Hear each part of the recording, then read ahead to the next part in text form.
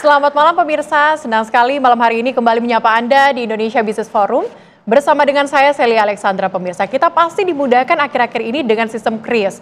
Mau bayar, mau beli apapun itu dengan sangat mudah. Belanja di pedagang kaki lima maupun di pasar pun saat ini sudah menggunakan sistem cashless atau menggunakan KRIS. Tapi ternyata kemudahan yang kita alami saat ini yang Indonesia perjuangkan begitu kemudahan cashlessnya dipersoalkan atau menjadi ancaman untuk Amerika Serikat pada negosiasi kemarin. Bagaimana sikap kita sebagai Indonesia dengan kemudahan yang sudah ada? Apakah kita akan menuruti Amerika Serikat? Ataukah seperti apa? Kita akan bahas di Indonesia Business Forum. Dengan narasumber yang sudah kami siapkan pada malam hari ini, pemirsa, saya akan sapa terlebih dahulu. Pertama adalah Pak Wijayanto Samirin, ekonom senior Universitas Paramadina. Selamat malam Pak, boleh dipakai mic-nya Pak? Boleh dipakai Pak? Selamat malam, terima kasih sudah hadir Pak. Kemudian hadir bersama dengan kami juga Pak Raden Pardede, staf khusus Menko Perekonomian. Selamat malam Pak. Selamat malam ya, selamat malam semuanya. Oke, dari DPR juga kami sudah hadirkan di Komisi 11, ada Pak Fatih. Selamat malam Pak. Selamat malam semua. Kami juga hadirkan pemirsa, Pak Mas Media Wahyudi Askar, ekonom Selio. Selamat malam Mas. Selamat malam Pak. Dan tak lengkap kalau tidak ada testimoni pemirsa. Pada malam hari ini kami sudah siapkan untuk Anda. Spesial ini ada testimoni dari Ibu Yuni Yanti, pelaku UMKM. Selamat malam Bu Yuni. Sebelum kita bahas seperti apa kemudian respon kita setelah Amerika Serikat mempersoalkan ini, kita saksikan informasi berikut untuk Anda. Pemirsa, tampaknya ada 55 juta pengguna KRIS di Indonesia. Tapi saya akan ajak Anda, kita tanyakan kepada Ibu Yuni langsung. Bu Yuni, selama ini sebagai pedagang, begitu pelaku UMKM, menggunakan KRIS tidak Bu? Iya, kami 80 supplier, kami tergabung dalam KUSUKA, Kue Subuh Kukusan, yang buka di jam 4 pagi sampai jam 9. Alhamdulillah omset kami 1 tahun itu November 2023 sampai November 2024 itu sampai 2 miliar. Dan 50% kami menggunakan QRIS. 50% menggunakan QRIS. KRIS begitu ya. Tetapi setelah menggunakan KRIS, kemudian apa saja sih yang sebenarnya didapatkan dari para pelaku UMKM? Iya. Keuntungan bagi UMKM yang pertama pasti gitu ya. Buat kami sebagai owner dari KUSUKA, Kue Subuh Kukusan, itu ada 4 orang, dan kami tidak repot menyediakan kembalian, gitu. Jadi sekarang kan sudah sulit ya mencari receh atau apa dan sebagainya gitu ya. Itu yang pertama. Yang kedua, buat UMKM, omset mereka bisa naik. Kenapa omset mereka naik? Karena dengan adanya QRIS itu, gitu ya, kemudahan mereka untuk transaksi, apalagi posisi kami di pintu UI. Pintu UI dan banyak mahasiswa, salah satunya adalah konsumen kami. Dan mereka sering bertanya, ini bisa pakai QRIS? Bisa, gitu. Jadi di outlet kami itu sudah dipasang QRIS di tembok, di stand-stand atau di meja gitu, sudah kami pasang, jadi memudahkan. Gitu. Tapi biasanya kalau setelah transaksi itu masuknya langsung ke rekening atau seperti apa? Ke rekening kami, kebetulan kami pakai QRIS itu QRIS BSI, jadi itu langsung masuk ke BSI. Gitu, begitu, BSI. Artinya saat ini kalau Anda bisa melihat bahwa para pembeli, konsumer gitu lebih menggunakan cashless begitu ya Bu ya? Iya, betul sekali. Saya ke Pak Raden deh. Pak Raden nih, kita kan habis negosiasi kemarin. Apa sih hasil negosiasi kemarin Pak? Ya, hasil negosiasi kemarin itu pertama yang boleh saya katakan itu adalah masih tahap awal. Jadi penegosiasi kita ke sana yang diketuai oleh Menko Perekonomian bertemu dengan USTR. Jadi itu trade representative dari Amerika Serikat. Jadi khusus menangani peraturan-peraturan perdagangan, perjanjian-perjanjian perdagangan, Mr. Greer, ya. Kemudian bertemu dengan Menteri Perdagangan. Nah, dari pertemuan-pertemuan itu dibuatlah beberapa hal yang kita tawarkan kepada tentu pemerintah Amerika. Tetapi kita juga minta sesuatu, ya. Jadi namanya negosiasi itu adalah take and give, ya. waktu itu yang sudah jelas dan mungkin sudah diumumkan kepada semua pihak, kita semua sudah tahu, adalah yang kita tawarkan di awal adalah bahwa kita mencoba mengurangi trade surplus kita dengan Amerika. Jadi sekarang kan surplus yang cukup besar antara Indonesia ke Amerika itu yang menyebabkan tarif yang dikenakan kita cukup banyak, cukup besar. Artinya kalau trade surplus kita ini atau surplus dari perdagangan kita ke Amerika itu kita kurangi, maka kita harapkan tentu tarifnya akan turun. Oleh karena itu strategi yang pertama atau yang kita tawarkan ke mereka yang pertama adalah bahwa kita akan menambah impor kita dari Amerika. Dengan catatan tentu kita juga mengerti bahwa menambah impor kita dengan Amerika mungkin kita relokasi dari tempat lain, ya misalkan minyak dan gas yang kita impor cukup besar dari negara-negara lain termasuk dari Timur Tengah, kita relokasi itu menjadi impor dari Amerika. Sehingga akan mengurangi trade surplus tadi. Juga kita juga menawarkan bagaimana kalau kita juga kerjasama di dalam pengembangan teknologi. Contohnya yang waktu itu jelas juga disebutkan oleh Bapak Presiden adalah bagaimana kalau kita mengembangkan sumur-sumur baru atau sumur-sumur lama ini dengan teknologi mereka. Jadi artinya kita memakai teknologi dia, impor kita naik dari situ, tetapi kita juga mendapatkan manfaat karena kita bisa memanfaatkan sumur-sumur lama ini yang bisa berproduksi lebih banyak lagi. Kemudian tentu mereka meminta yang lain, kita juga mencoba melihat, kita akan coba juga mungkin mengurangi trade barrier kita. Jadi namanya non-tariff barrier, hambatan-hambatan. Ya. Tapi memang ini juga sejalan dengan program kita, karena kita di Indonesia juga akan melakukan deregulasi, supaya kita lebih punya daya tahan atau daya kompetitif yang lebih tinggi. Gitu loh. Dan kemudian kita minta juga dari mereka dengan begini, maka yang kita harapkan adalah tarifnya harus base tarif. Itu 10% saja. Karena itu adalah base tarif. Kalau sekarang itu tarif daripada tekstil kita yang sering dipeributkan sekarang, bahwa sekarang tekstil 47%. Itu salah itu, tapi nanti kita bisa jelaskan lebih lanjut mengenai itu. Contohnya tarif tekstil itu antara 5-20%. Tergantung jenis tekstilnya atau tergantung jenis garmennya. Demikian juga sepatu, itu antara 0-18%, ada yang 5-25%. Berarti nggak 47? Jadi, nanti kita jelaskan mengenai itu, ini hitung-hitungan yang salah, kaprah mungkin. Nah, tetapi itu pun kita minta, kalau nanti kita sudah ada trade balance tadi itu menjadi seimbang, kita minta menjadi 10% dong. Artinya kalau 10%, ada jenis-jenis barang kita yang dulunya 20% sebelum tarif ini, itu turun. Menjadi 10%. Tapi responnya bagaimana Pak? Nah, respon di sana, nah ini yang menarik, respon di sana bahwa ujung-ujungnya mereka ini sebetulnya belum siap. Berunding, kira-kira apa framework, apa kerangkanya, bagaimana nanti akhirnya ini ujung-ujungnya akan tergantung kepada Trump. Makanya diberikan waktu 60 hari.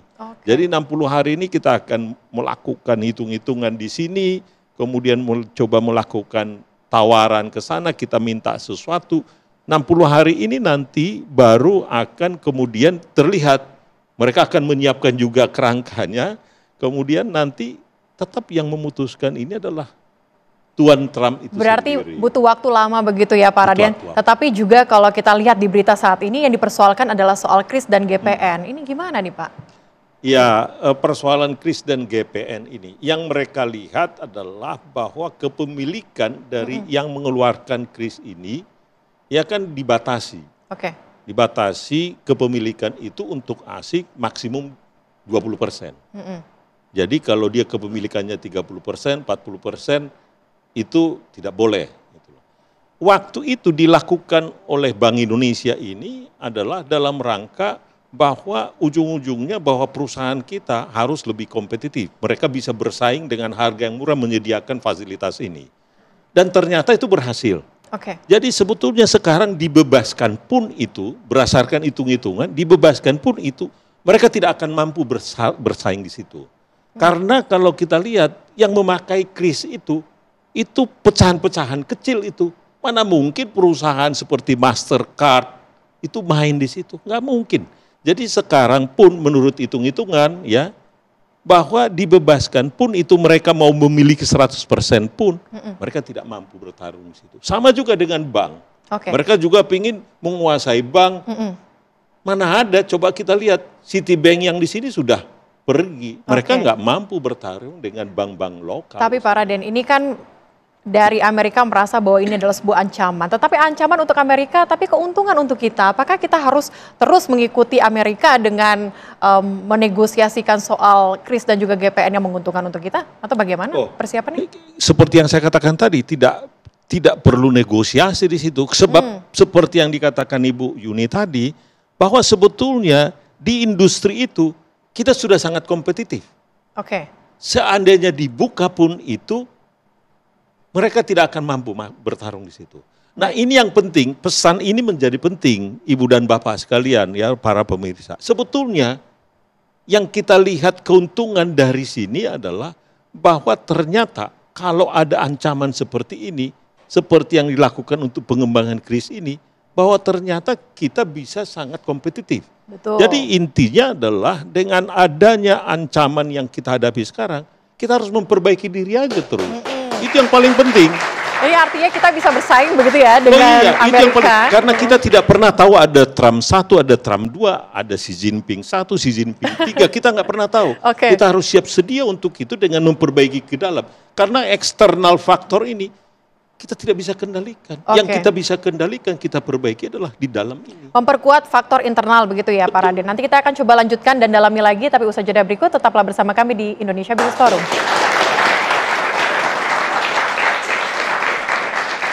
Masih bersama kami pemirsa di Indonesia Business Forum. Bagaimana cara kita untuk menghadapi ancaman dari Amerika nih? Kalau dari DPR sendiri apakah sudah ada pembicaraan terkait dengan kris khususnya nih dipersoalkan oleh Amerika?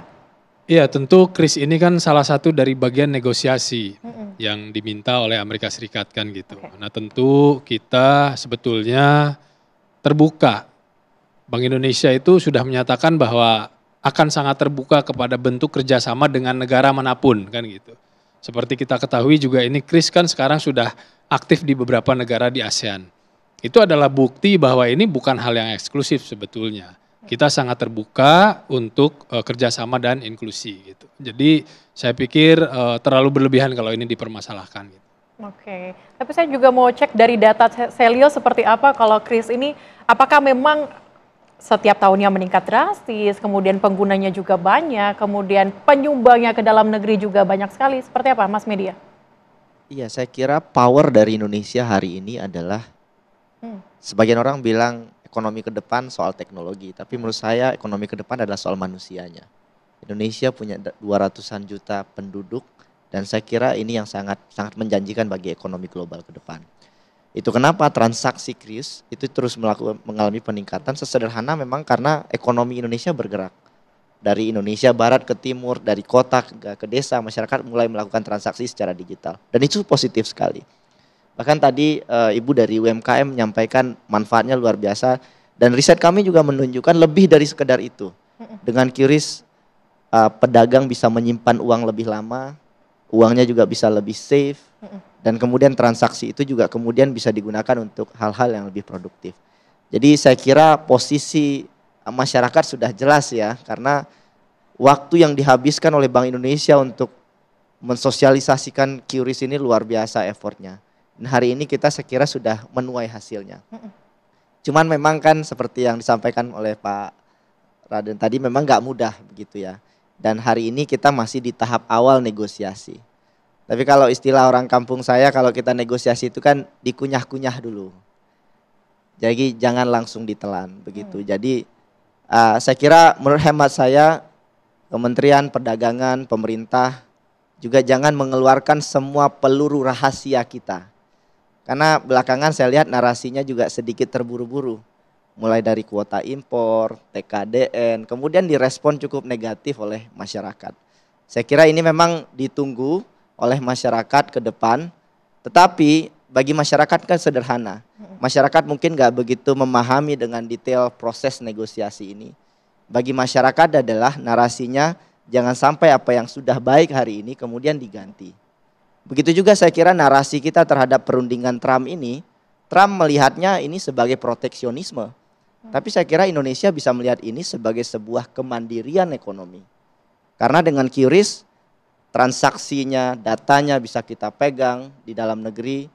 Kemudian juga ya setidaknya ekonomi dari digital kita bisa kita kontrol ke depan. Meskipun Visa, Mastercard hari ini transaksinya masih besar ya, dan QRIS hanya transaksi kecil. Tapi kan kita bicara soal the curve ya, kedepannya akan seperti apa. Dan ketika trennya seperti sekarang, saya bisa bayangkan 5, 10, 20 tahun lagi, transaksi QRIS akan sangat-sangat besar begitu. Dan masif begitu ya. Dan di titik itu saya kira US sedikit khawatir, karena Cina makin ekspansif di ASEAN termasuk di Indonesia, dan sekarang US playing the game.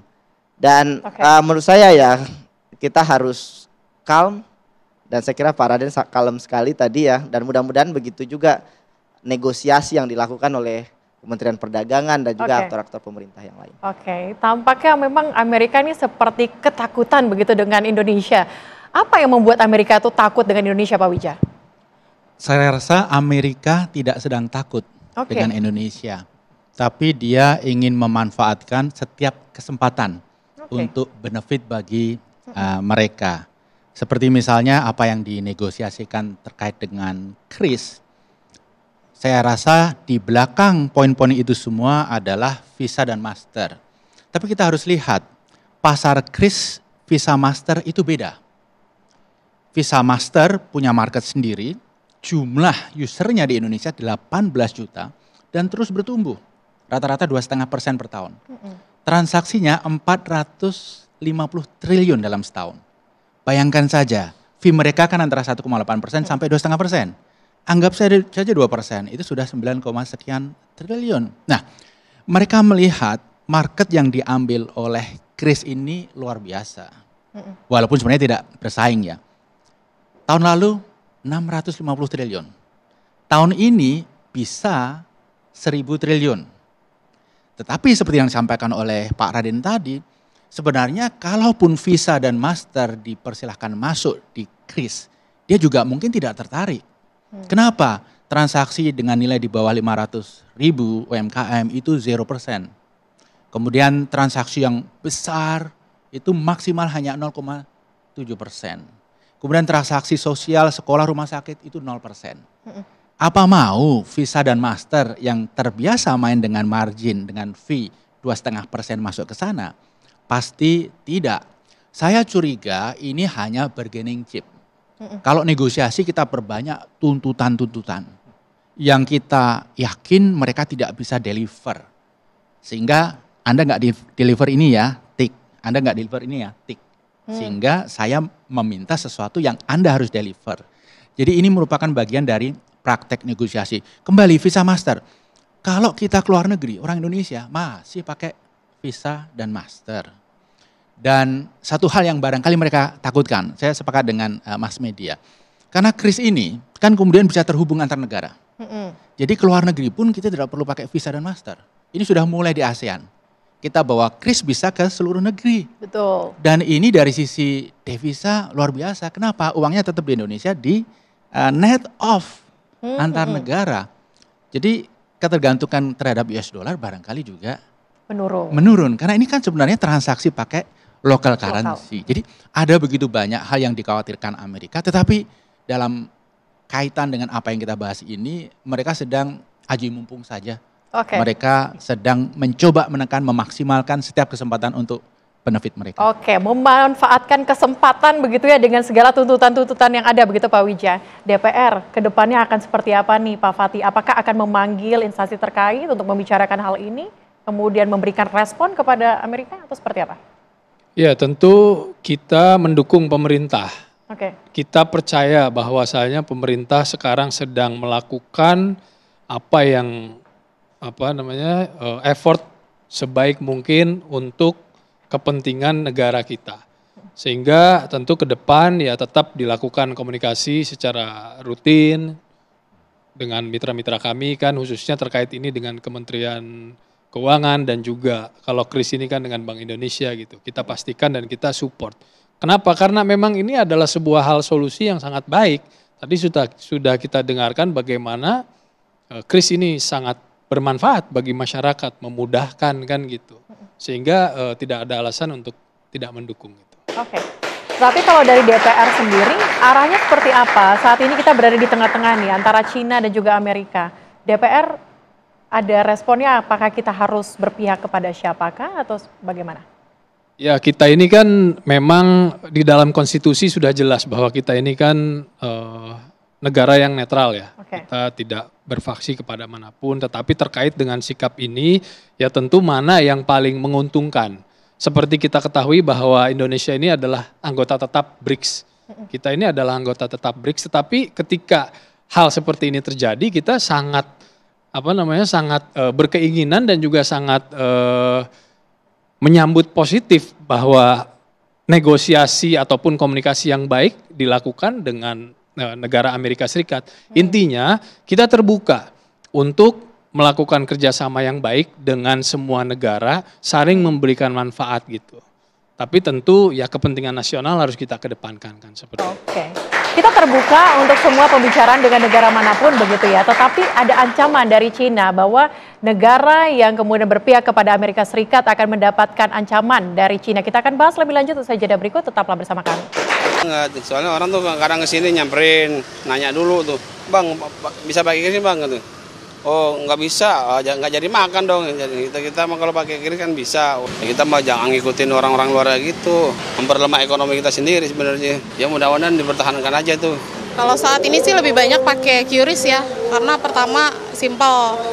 Buat aku yang pelupa itu gampang banget, cuma tinggal bawa handphone aja kan, daripada harus cash, terus ribet sama kembalian untuk pedagangnya juga. Gitu.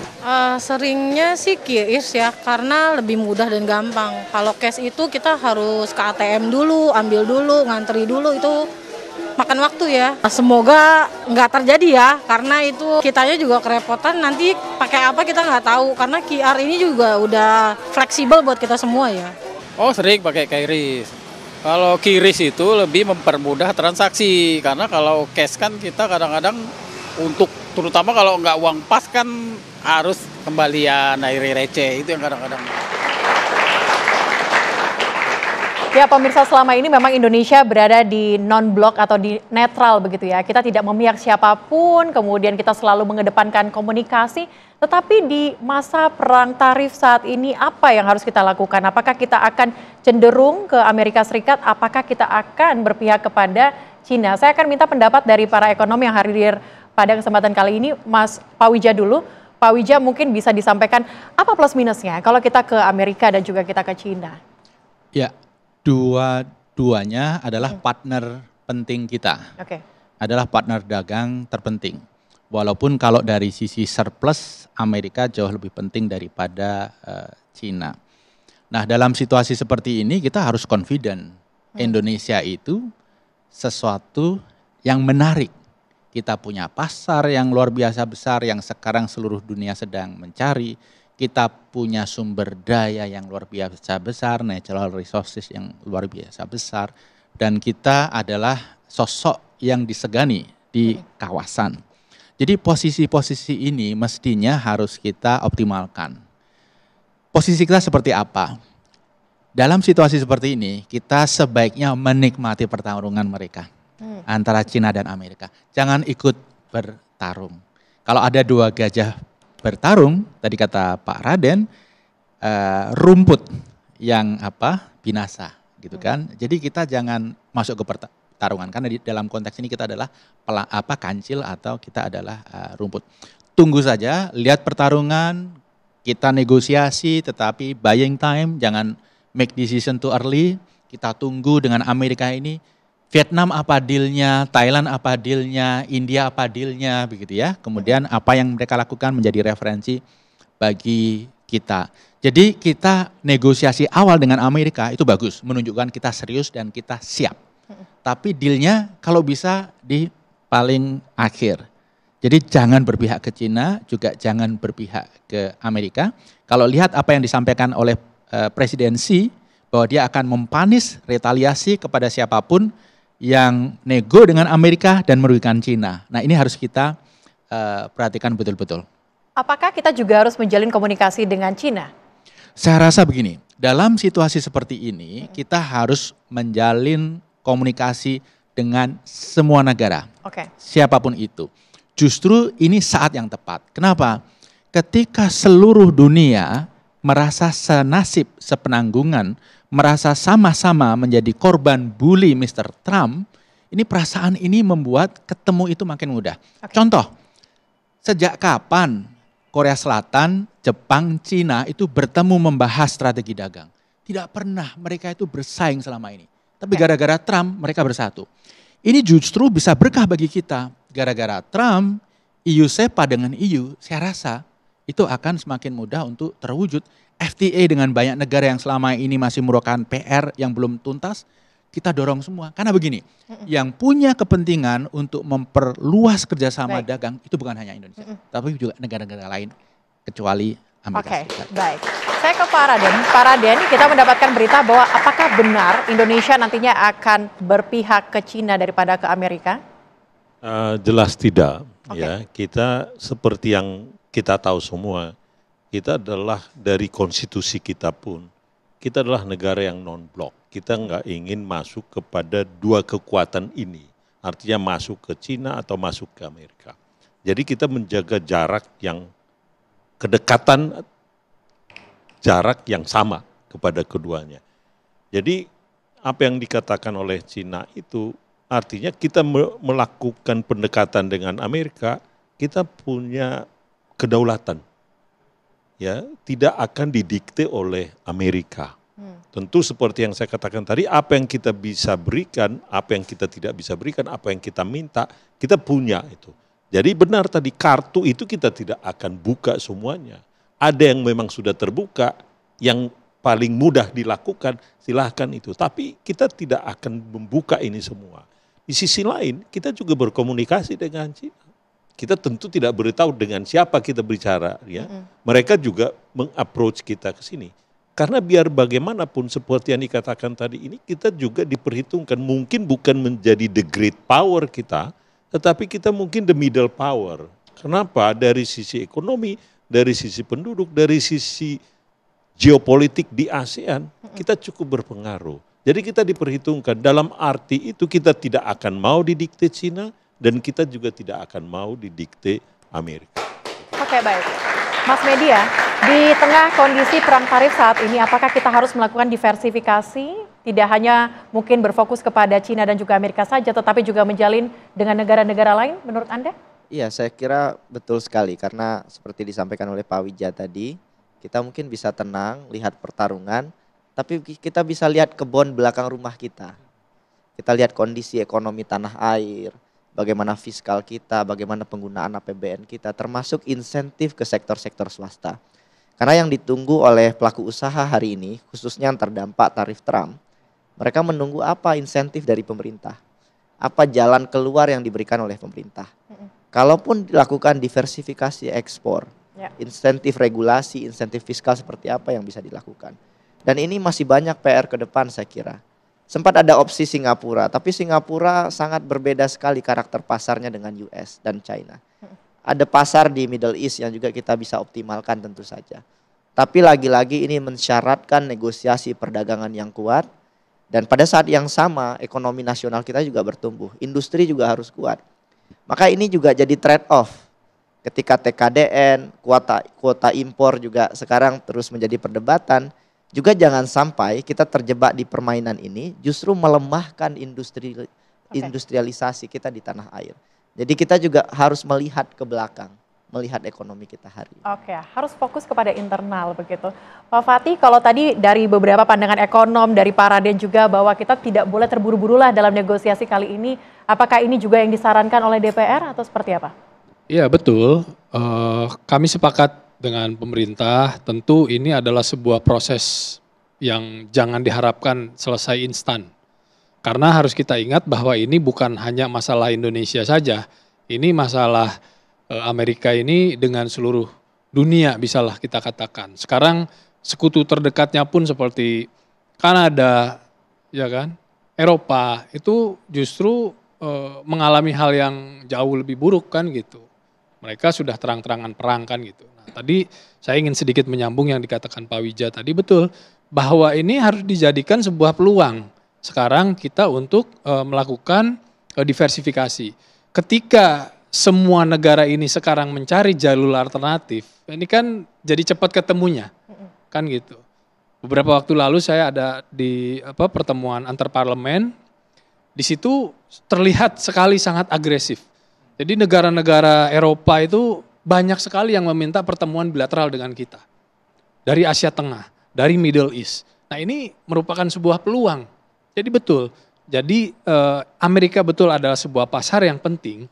Tapi jangan karena ada hal ini, kemudian kita stres sendiri atau menganggap ini sebuah malapetaka gitu. Betul. Tapi ini harus dijadikan sebuah kesempatan, dunia ini luas. Nah, negara ini bukan cuma Amerika Serikat saja, walaupun Amerika adalah sebuah negara yang penting dan kita tidak mau kehilangan market itu gitu. Tapi sekali lagi bahwa banyak jalur-jalur lain, banyak jalan-jalan lain gitu.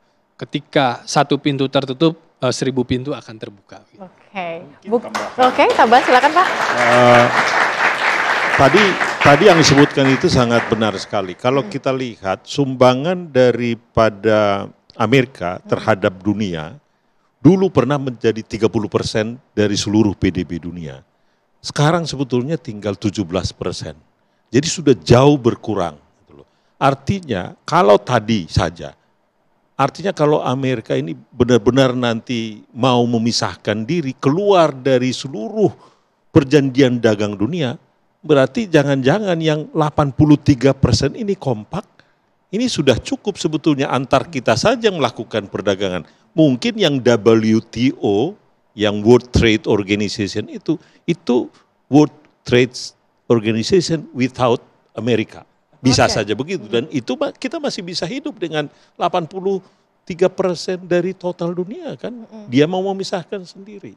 Jadi nggak apa-apa kalau memang itu pilihannya. Ujungnya nanti pilihan di mereka. Oke, jadinya segala ancaman-ancaman dari perang tarif ini tidak boleh menjadikan Indonesia ketakutan begitu ya. Kita akan dalami lagi pemirsa seperti apa kemudian saran yang harus dilakukan oleh pemerintah ke depannya dalam hal ini. Usai jeda, tetaplah bersama kami di Indonesia Business Forum.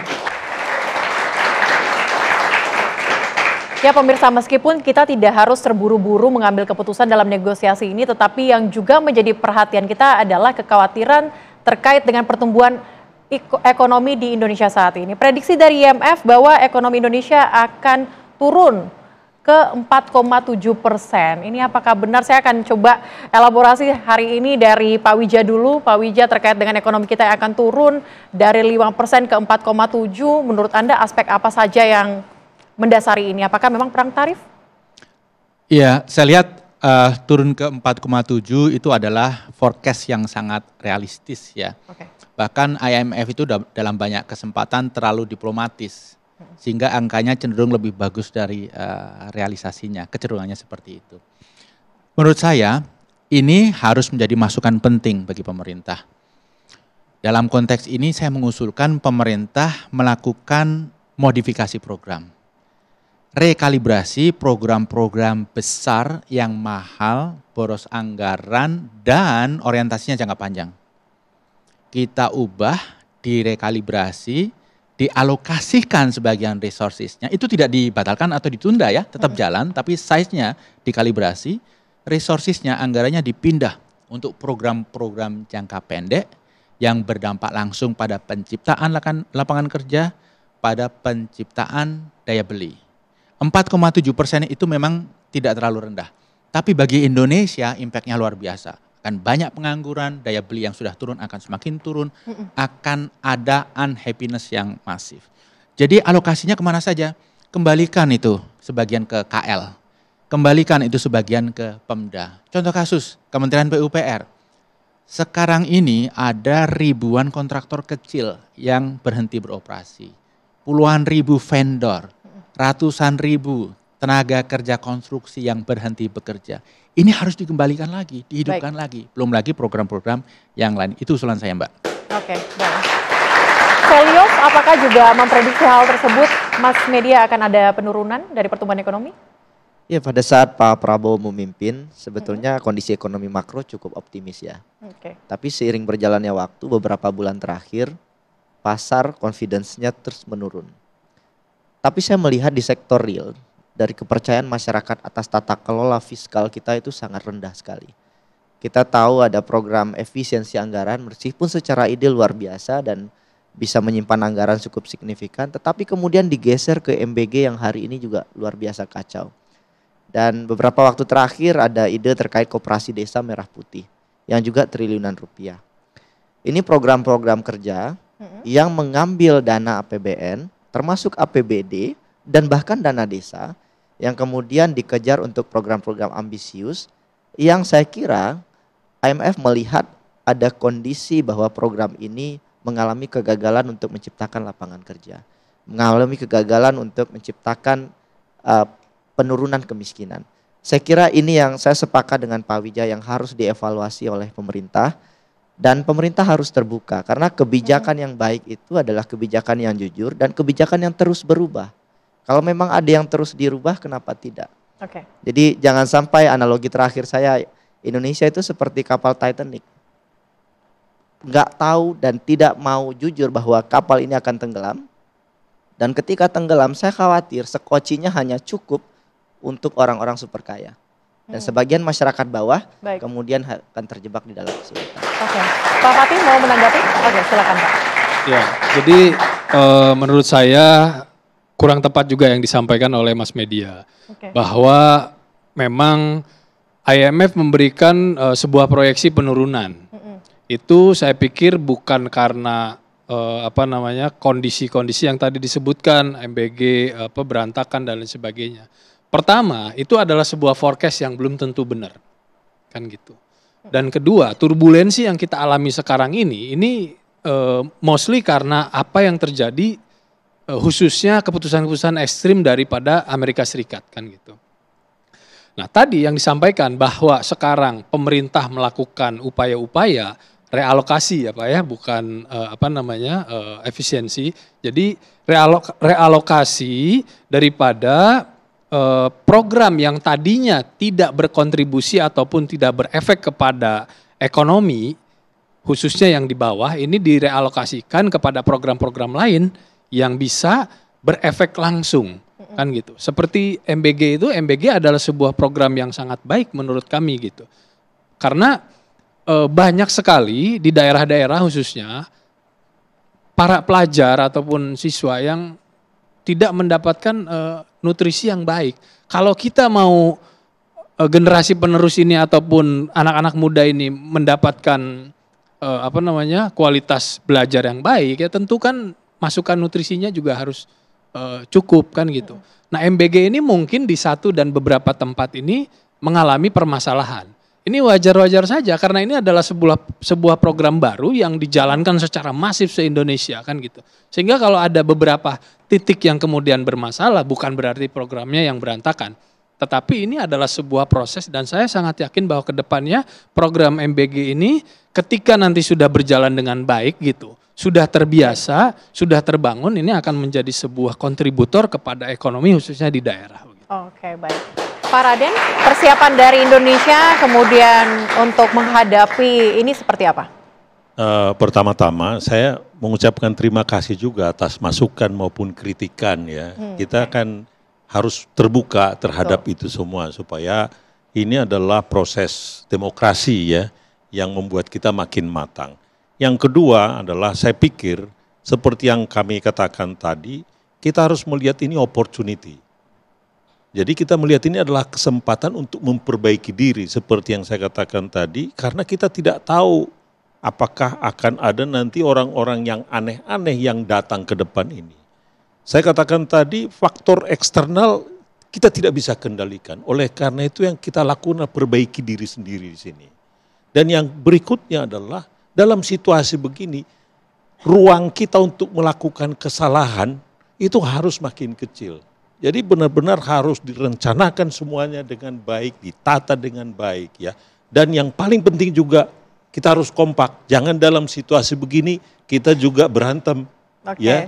Kita harus kompak antar pemerintah dengan DPR, dengan politisi, dengan para ekonom yang mengkritik juga kompak ya, jangan jadi destruktif.